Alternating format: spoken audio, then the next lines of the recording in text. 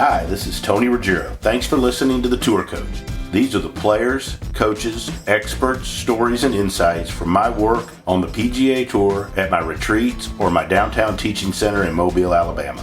My goal is to shed light and share insights from the people who I've gotten to know and meet working on the PGA Tour and teach it through my career.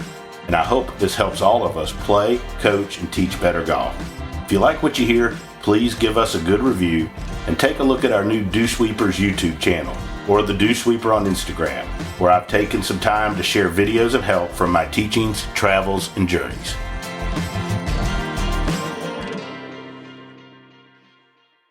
Scott's great, so I've involved him because he would take what I would teach and he would sit with me on these force plates and these different things, and he would explain to me how I could take what I'm helping you do and make it more efficient and help you hit it further.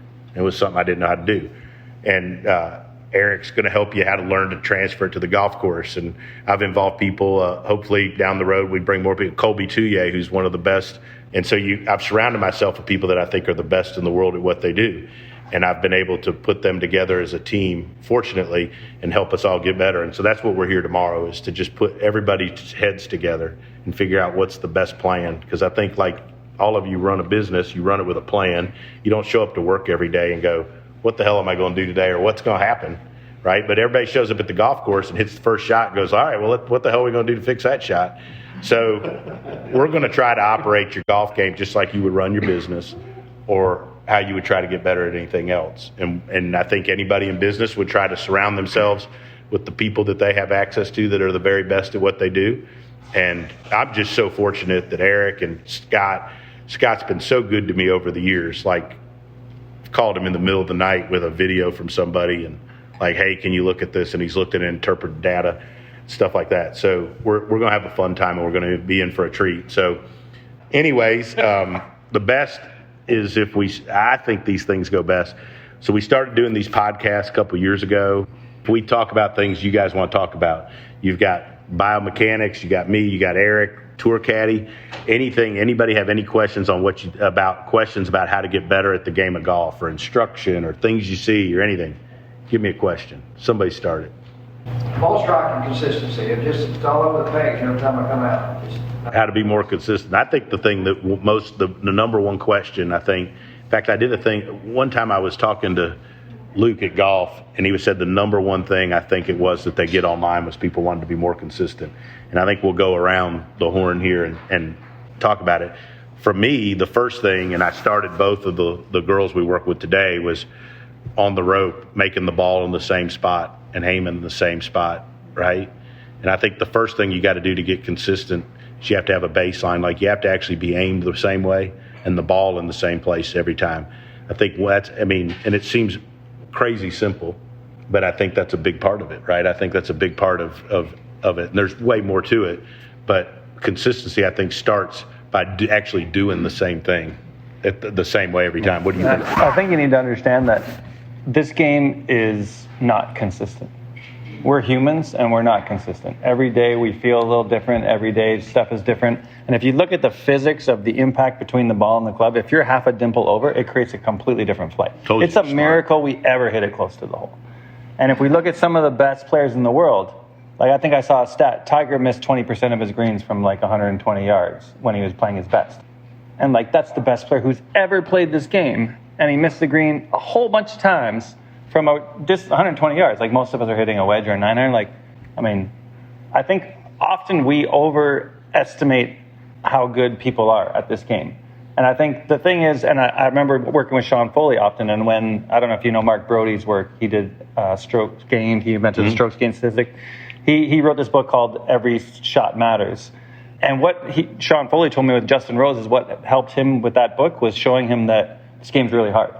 And so if we know that from 120 yards, the best in the world hit the green 75% of the time, if we miss the green from 120 yards and we're not pissed off when we go up there, think, oh, I'm terrible, then we probably hit a better chip and we probably get up and down more often. And then we probably hit the green more from 120 yards because we're not as stressed out whether we hit the green or not. I think what we need to realize is this game is really, really hard. And the best in the world are I think most of the time when Mark Brody asks people, what do you think? On average, like, what do you think pros 80% of the time make what distance putt?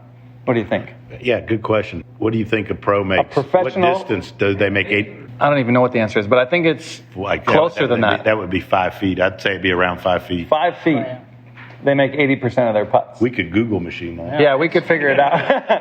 That's But like most of the time, whenever Mark Brody asks those questions, the answer is the pros are way worse than you think they are.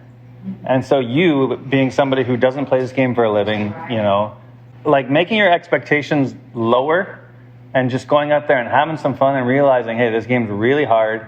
It's a miracle we ever hit it close to the hole. It's a miracle we ever hit a fairway. I think we're in a better mood and we have more fun out there. And I think that's this game, it's a game. It's supposed to be fun, right? I see people getting so upset and and I think that's when that happens, and that's when we get into the mental side of things and all that stuff. But I think we need to temper our expectations, because it's like, if we look at the physics of a club moving, if you think of a iron moving 80, 90 miles an hour, hitting a teeny little ball with all these little dimples on it, and trying to go there's so much that can go wrong. And then think of all the motions in our bodies and all the things that can create inefficiencies. I hate the word consistency. You have to be comfortable with inconsistency, I think, is what makes this game more fun. And that's where, when we're out there tomorrow, I have a really good friend who's a motor learning specialist, and Told you he's smart. we do something called the Goldilocks drill a bunch. How many people have taken a lesson and gotten something that works really well? And you work on it for a while, right? And then you go out to the golf course and something crazy happens, and what do? You freak out. You're like, what is that? I don't even know what that is. And so if you find something really good that works really well in a lesson, you do the complete opposite of that, and then you do way too much of it on the range, so that you know what happens to the ball and what does your body feel like when you do way too much of it or not enough of it. And so when you get out on the golf course, if something goes over here, you're like, oh, no big deal, I can fix that. And I think that's what makes this game frustrating, is when the ball does stuff and you have no freaking clue why it did that. That's what makes this game frustrating. And if it happens over and over again, you don't know how to fix it, right? And so that's where our goal in the next couple of days is to give you strategies to work with bad shots and fix them.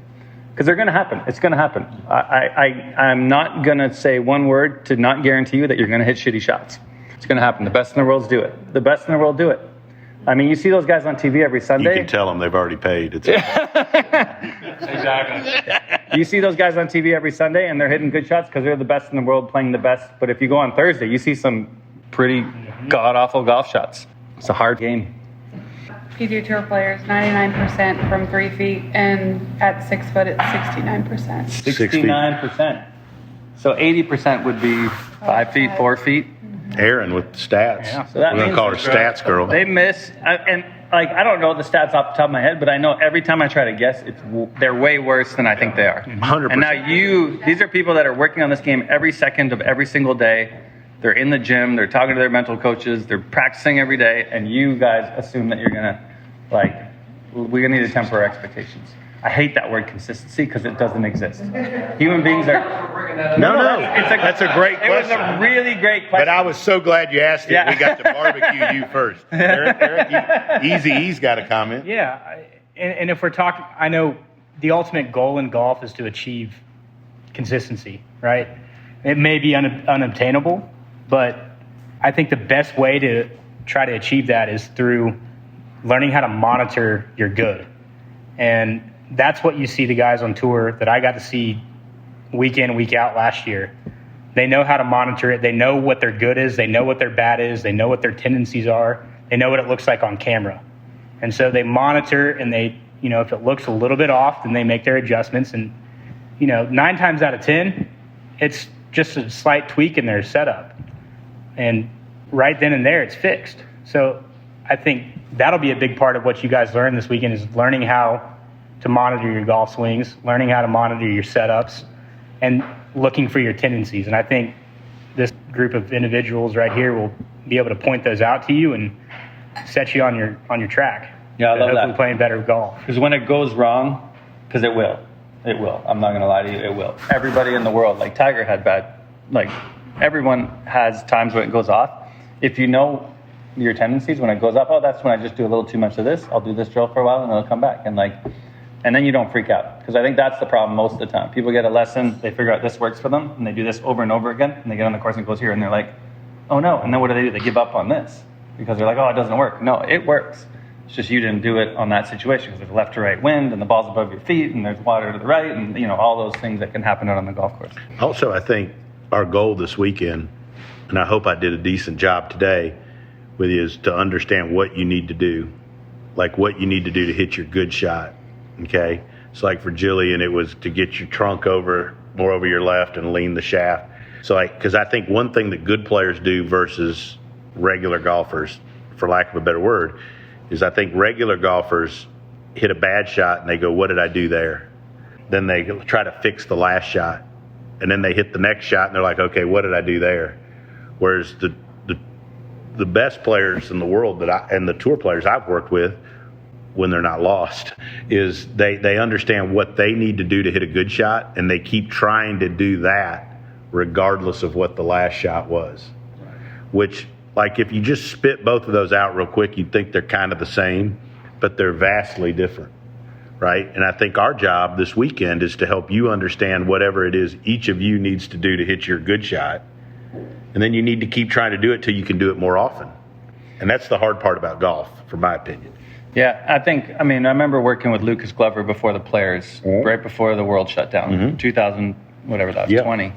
And remember, he hates hitting a fade. I remember I was on the range, I was like, hit another fade. And he was like, I hate how easy this is to hit a fade. And he was getting upset.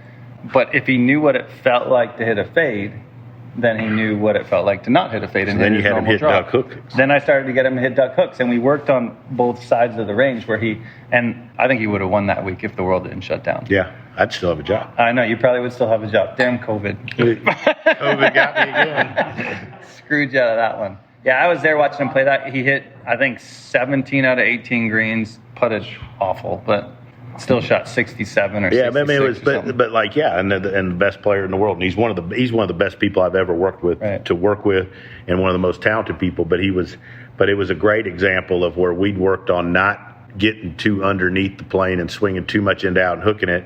And he'd gotten so much where he fixated on it, he lost his ability to do the other. Right. And that was, and so that's why I involve other people with me, because like I'm sitting there like going, this doesn't look that bad to me. What the hell's the problem? Right. And he jumps in and he saved the day and made me look good once again. And, so that's it. And so anyways, other questions? Come on. We're on a roll now. I know. Why is it on the range I'm thinking, wow, how did I hit that? Wow, that's a good one. I've never hanged a cookie today. Then I get out there on the course and the swing feels this long. So, just all stiff, and it's like a mental breakdown. I can't even remember what the heck. We need Doc here. Yeah, I'm not a mental specialist, and I there's definite value in mental coaching. Yeah, they'll come in. It's easy to We're going to bring Dr. Greg Carton in. But I think he drinks more tequila than me. I've worked with some motor learning specialists where people struggle with a shank. Everyone's shanked it before. Everyone's hit the hosel and it's gone dead right. Sorry, I didn't mean to look at you when I said that. Here's a hooker. Okay. Everyone shanked it before. I've worked with people who shanked it before, and I said, I was working with a girl who plays for my girlfriend's golf team she's That's a lot NCAA right Division II. She's an NCAA Division I golfer in California, and she was struggling with the shanks, and I set her up in a way that she shanked 3 in a row, and I was like, perfect. Now we know how to shank it, and so now we know not to shank it. We do the opposite of what we just did. Don't set up. Perfect. Yeah. Awesome. Easy, right? And so, but she had this visceral reaction to the shank. She was like, she's like, oh my God. And I was like, no, that was perfect. Because it doesn't matter right now. You're hitting a net in my garage. Who cares? But now we know what setup modifications cause you. So I think hitting bad shots on the range on purpose is really good for you. Because then when it happens on the golf course, you don't go, oh. Because what happens? You hit it great on the range, you go out the golf course and it goes like this, and you're like, and then mental goes crazy. Whereas if you know how to do that on the range, then fixing it on the golf course, oh, that's no big deal. I've done it on the range a million times. I just need to do a little more of this or a little. Now, and trust me, we'll take the money. But from the teacher side of it, I would tell you that I think that people set up on the range and they're making golf swings and they're hitting good shots, right? But you're doing the same swing over and over. And I think if you want to learn to transfer it to the golf course, so one of the things I do with players is I script out practices, okay? And I would tell you that, you've seen this stuff. Yeah. And like whatever it is we're working on, I'd have you hit 10 balls doing X, then 10 balls doing Z, but then I would have you take 10 balls where you moved over and you changed clubs and targets every time, right? Because that's what the hell you got to do on the golf course, right?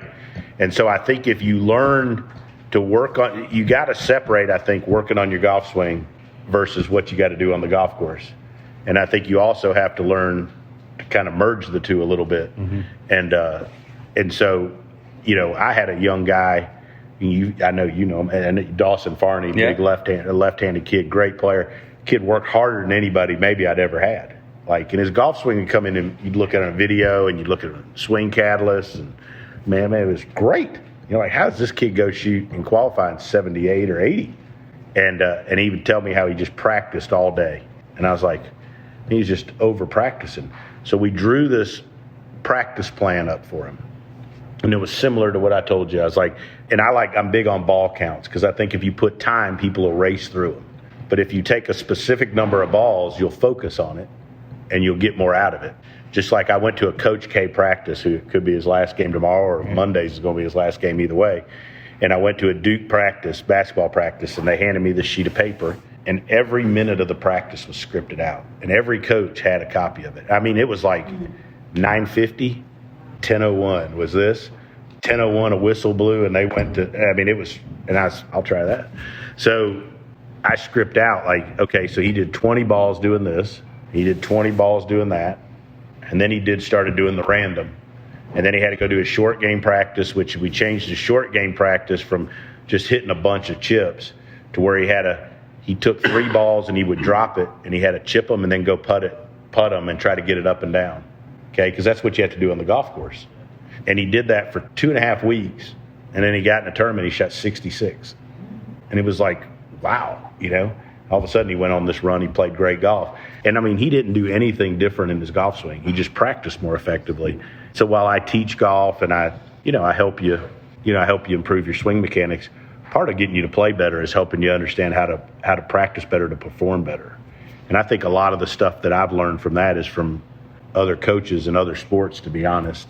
And like he's talking about, like, I think Dr. Wu and some of that stuff. There's a bunch of folks out there, like, you're just learning how to help people practice better. Because most of the stuff, I think, you would know more about this than me, but like most of the stuff we've been doing, teach people in golf, isn't anywhere close to what the best coaches and people in other sports in the world have been doing to help people perform. And I think especially on the Olympic side. Yeah, like golf is a weird sport where you sit in a situation that's nothing like the golf course, and you do it over and over and over again.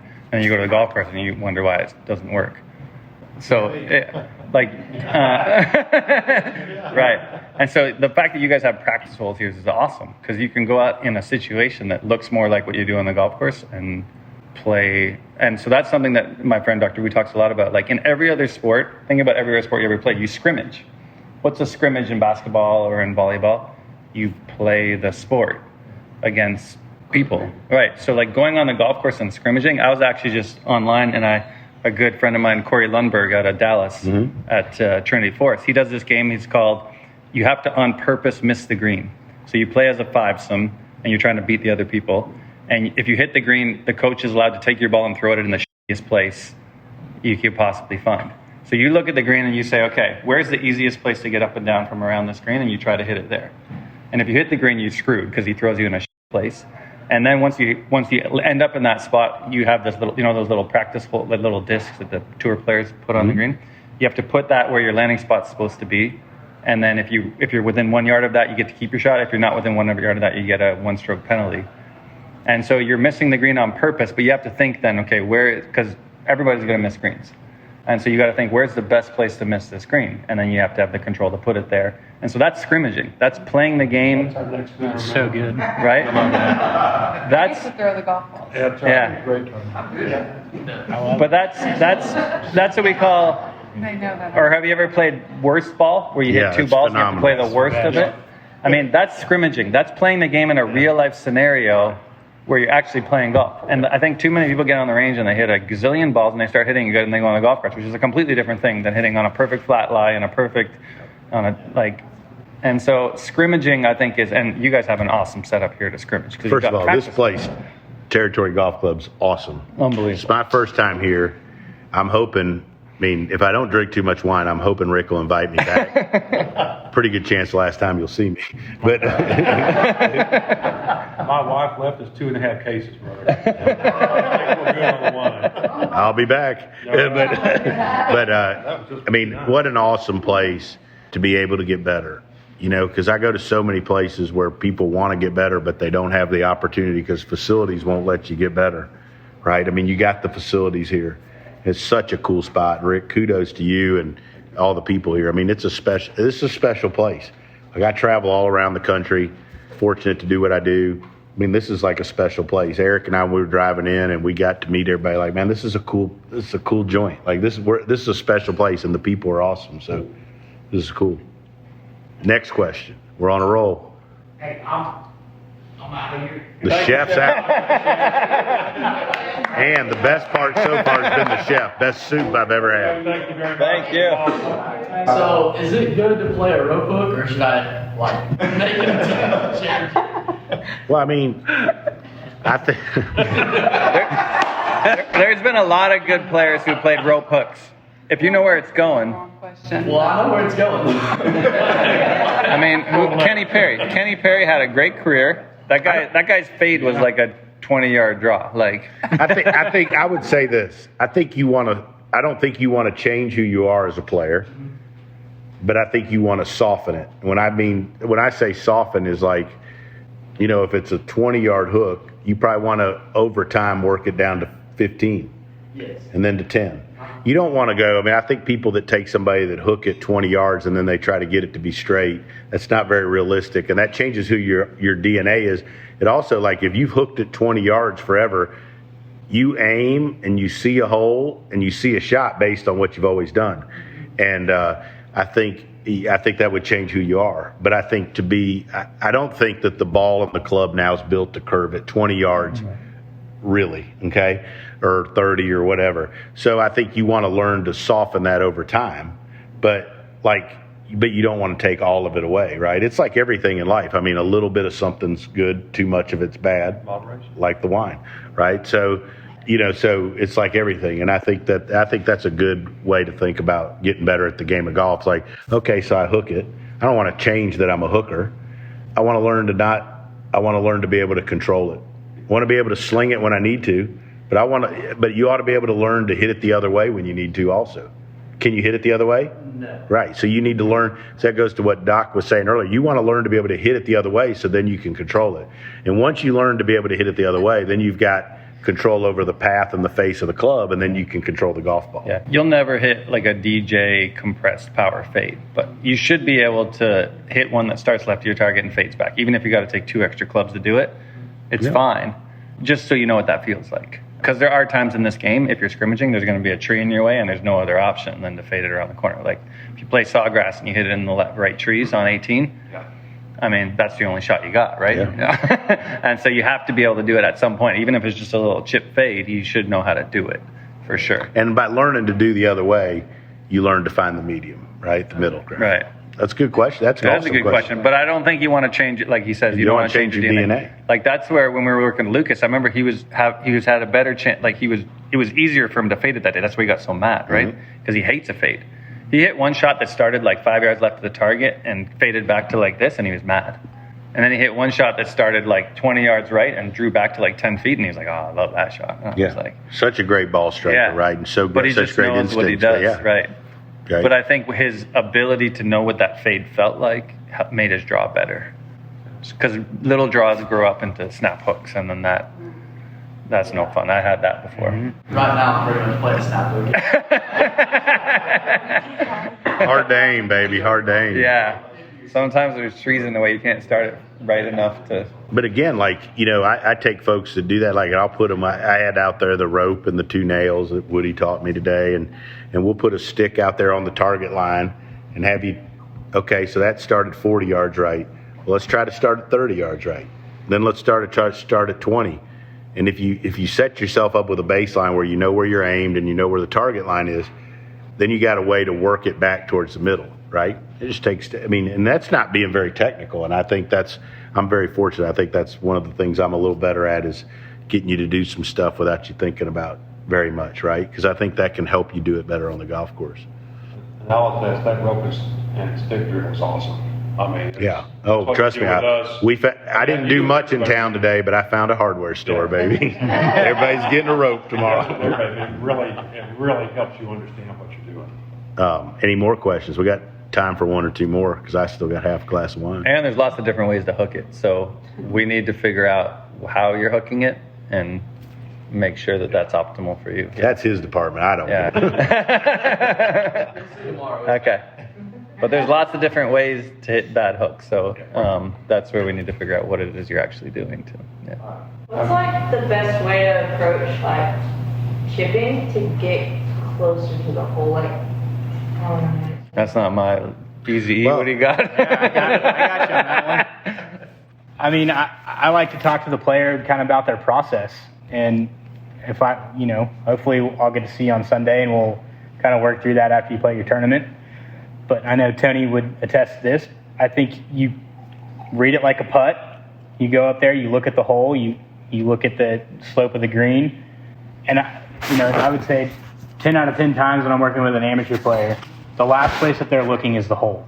Because that's where they want the ball to end up, right? So you're sitting there hitting your practice chips and you're looking at the hole.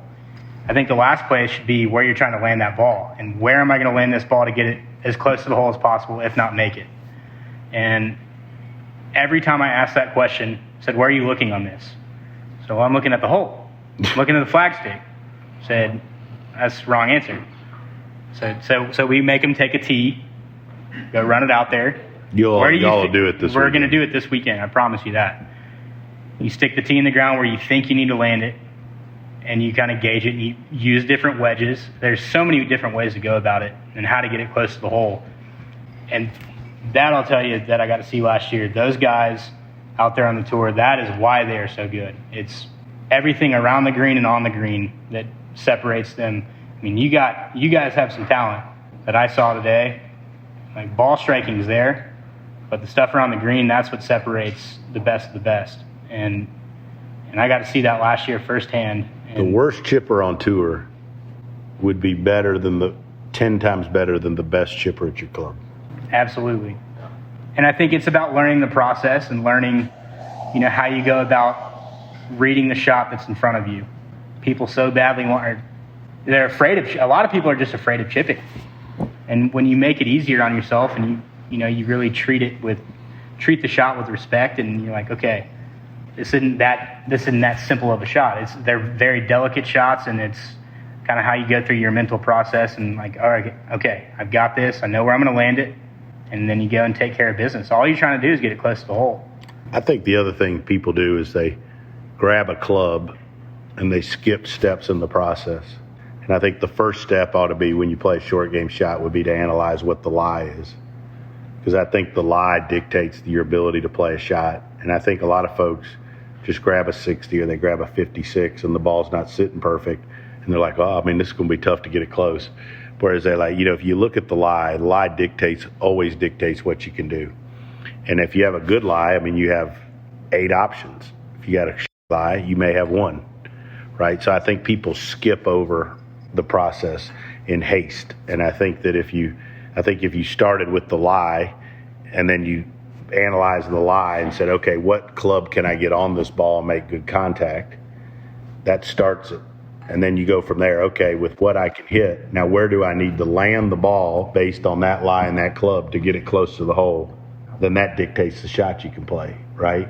And this isn't being critical, but I think the majority of recreational golfers or up-and-coming golfers try to play the same basic shot all the time, whereas tour players try to figure out the ball from where it is in the lie they have, what type of shot they have to hit to get it close to the hole. And then they go from there. And then they're creative, right? So I think that the more you're creative and the more you look at, like, how can I take this ball that's sitting down in this rough and get it close to the hole? Doesn't mean you're always going to do it, but I think it enhances But how do you know that? Is you got to practice. Most people go to the practice facility, they put it on a perfect piece of grass, and they chip a bunch, and they're like, oh, I'm good. And they get out on the golf course, and it's a little divot, or it's in a... And so, I think that's when my short game probably got the best when I was a little kid. Like, the golf course was my babysitter in the summer. My mom would drop my brother and I off at the golf course, and we would hang out there the whole day. So we'd play 18, then we'd go to the little short game area, and we'd play a game where you had to put the guy in the shittiest place possible, and the guy had to try to figure out how to. And so messing with that kind of stuff in practice, and like you're gonna hit some bad shots. It's fun. It's fine to go in a bad line and hit a bad shot because okay, that wasn't so good. Let me figure out how to make it better.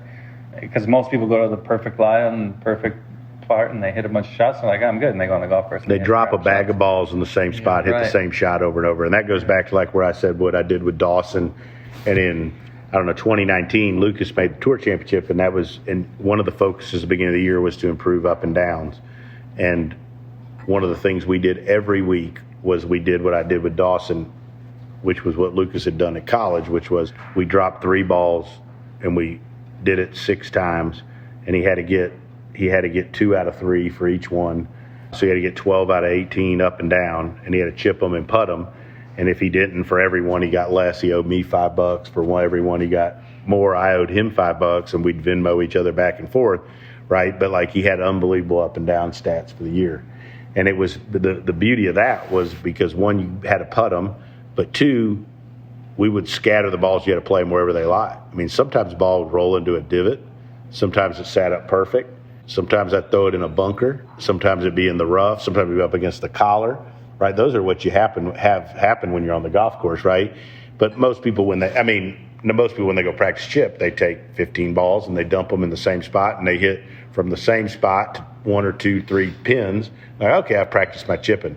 Well, I mean, hopefully you don't get to hit the same chip 5 times over, because if you've chipped it out of bounds 5 times, you're in trouble. Yeah, right. Don't take my short game to school, right? So, But so I think that's part of it. So, What you said earlier today when we were talking about that, competition breeds success. I mean, y'all have the perfect facility here. Grab a bucket of beers, go out there with your buddies, and go. Damn, that was a bold statement. What? Grab a bucket of beers. No, I mean they're right here. We'll roll the keg out. Exactly. But grab your buddies and go play short game competitions. You know, whoever wins the closest to the hole, they pick the next shot. You walk around, you hit all these different kinds of shots. You're trying to throw your buddies out of a loop. Play for $5, play for $1. I got to do that the other night, and I felt like I was in high school again. I was there until dark. We were there so long. I got yelled at by my mother. Should we edit this out of the podcast? No, it still happens at 28, I'm telling you. But yeah, and I'm telling you, it was so fun. We didn't want to leave. We ran out of light. No, we didn't even have a winner, and all 3 of us had a blast. And it felt like back when I was in high school, when I think my short game was at its very best. You're out there having a good time with your friends, but you're hitting different shots. Every shot was different. We never once hit the same shot, and it was really a great night of golf for me. I enjoyed myself thoroughly. Any more questions? Have we bored you all to death? Throw in, when I took the boys out to work with Tony out at Frederica, we did the drill that Eric described with Jackson, who was out working with me on my chip. I mean, you guys know how horrendous my chipping has been in my game, but I feel so much more confident having gone through those exercises, working on the different lies, but working on that drill and focusing on where I'm trying to land the ball and what I'm trying to accomplish with the shot. And I mean, I'm still not a great chipper, and I don't play that much, but when I practice, that's what I'm focusing on, because I know that I'm going to be more confident when I get to the course when I do that. Your mind's a powerful thing. If you think about where you're trying to. And it wasn't too long after I came back from that school. Again, you guys know how little I play, but I mean, I had to text Tony after a round because I played the first round. I can't tell you how many years that I didn't have 1 double bogey. I remember that text. I can't tell you how long it's been for me since I've shot in the 70s out here, but I've done that, and I've done that recently. So I mean, again, it's just the whole approach and what you're focusing on when you practice and translates to what you're doing on the golf course. There's no question about that. It's awesome. So it's good. Yeah, you I can probably go ahead and leave. I didn't know until now it's okay to miss 80% of those 5 foot. Yeah, I mean, I don't think we said that, but I like it. 30%. You're gonna have way more fun on the golf course. except in your putting game. We're gonna put They have a big putting game with their group. we're gonna put you with Eric all day tomorrow. It's $1 a hole per player that they do for 20 minutes before they go play. Yeah. That sounds fun. It's quite a game. I want And to. when we do that, sometimes we go cross country. You go over hills, over. So needless to say, is it okay to putt from 50 yards off the green? Yes. Whatever You'd it be takes. surprised the situations I've been in. On the golf course and not. I was waiting for that question. That's what we thought you'd start with. So. Well, anyways, Rick, I appreciate the opportunity once again. Scott, thanks as always he's unbelievable with his schedule. He comes whenever, most every time I call him and ask him to come do this with me. And Eric, always for making time. And look, we're looking forward to the next couple days. And I promise we're going to make y'all better at golf, but we're going to have some fun doing it. And hopefully we don't piss everybody off so much we don't get invited back, which is a big possibility. Anyways, and you guys got a special place here, man. This is I can't say it enough. It's a cool place. And it's hard to describe to you a year ago. Yeah, it is. Right. I didn't understand. Well, it is. It's hard to describe. It's Southwest Oklahoma.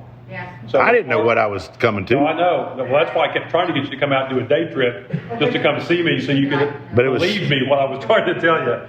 But I'm personally just so appreciative of the three of you guys being here. I know what a treat everyone's in for. Well, I really do. And we're the ones in for the treat. I mean, we enjoy doing it, and we enjoy doing it together.